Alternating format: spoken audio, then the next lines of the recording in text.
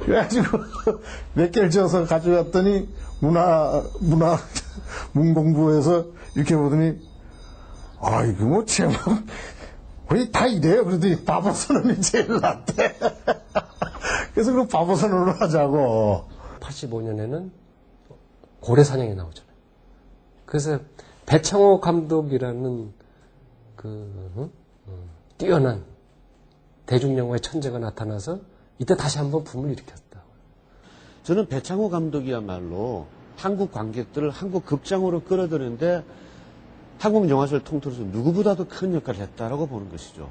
근데 흥행 감독이면서도 당시의 시대 주로 물론 이제 청춘이라는 한계가 있지만은 청춘들의 어떤 심리들을 영화 속에 끌어왔던 것이고 완성되는 영화가 어떤 것이라는 모델을 제시했던 것이고 영화라는 것은 결국 그 감독이 살았던 그 지점, 그 시대의 그 지점에서 그 감독이 무엇을 꿈꾸고 무엇을 바라고 무엇을 생각하고 무엇을 하고자 하는가라는 것이 그 영화에 다 담겨져 있게 마련이고 그야말로 슬픈 시대 아니었어요, 그렇죠?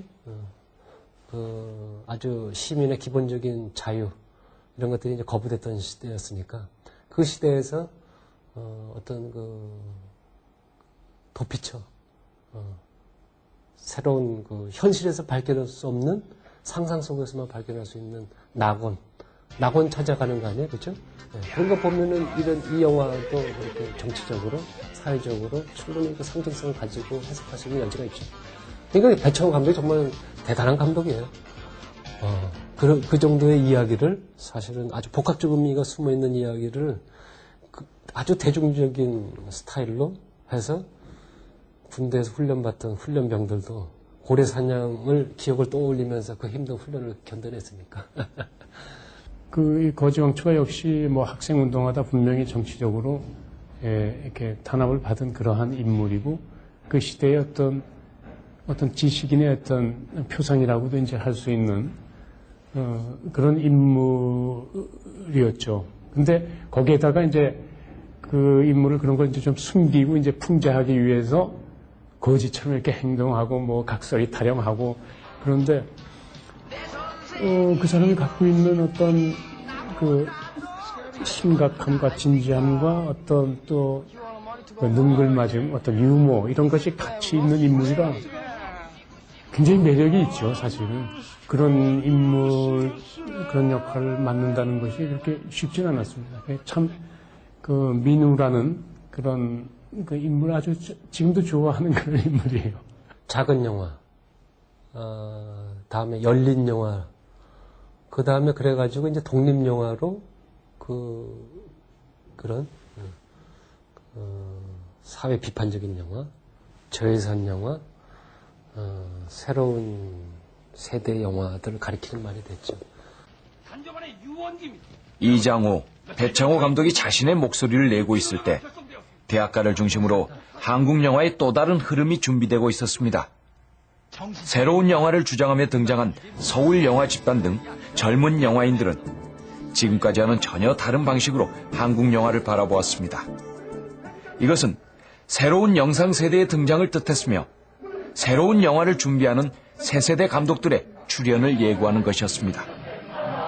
그런데 서울 영화 집단은 사실 아마추어 영화 집단이었습니다. 그렇지만 정말 새로운 집단이었죠. 왜냐하면 충무로 영화를 전적으로 부정했으니까요. 아버지의 영화는 죽었다.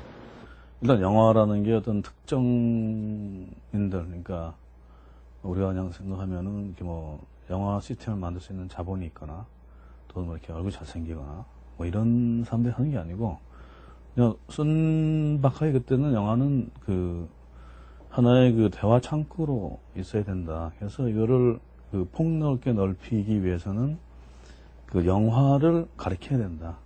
90년대 들어서 보면 서울 영화 집단 출신들이 한국 영화계의 중요한 신인 감독들을 다 차지하고 있었다는 것이죠. 박강수 감독을 비롯해서 황기록 감독, 홍기승 감독들이 거의 다 이 서울 영화 집단의 출신들이 90년대 영화의 주요한 신인 영화 감독 군으로 형성이 됐고 지금 와서는 한국 영화계를 분류할 때 뭐 산업계, 또 창작계, 그 다음에 영화제 및 각종 영화 관련 기관 이 세관을 본다 그러면 서울영화집단 소속 혹은 서울영화집단과 영화적 정서를 공유했던 사람들이 사실은 지금 한국영화계를 주도하는 그룹이 되어 있다는 점. 이 점을 놓고 본다면 첫 출발의 이상과 이데올로기로부터 많이 벗어난 점도 있고 달라진 측면도 많이 있지만 결국 그전의 영화계로부터 결별하는 중요한 흐름을 만들어내는 데서는 하나의 모태 역할을 하지 않았나 생각합니다. 1960년대 말할 수 없는 가난과 절망 속에서 웃음과 희망을 주던 영화는 70년대와 80년대로 이어지면서 스스로의 힘으로 시대에 눈떠갑니다.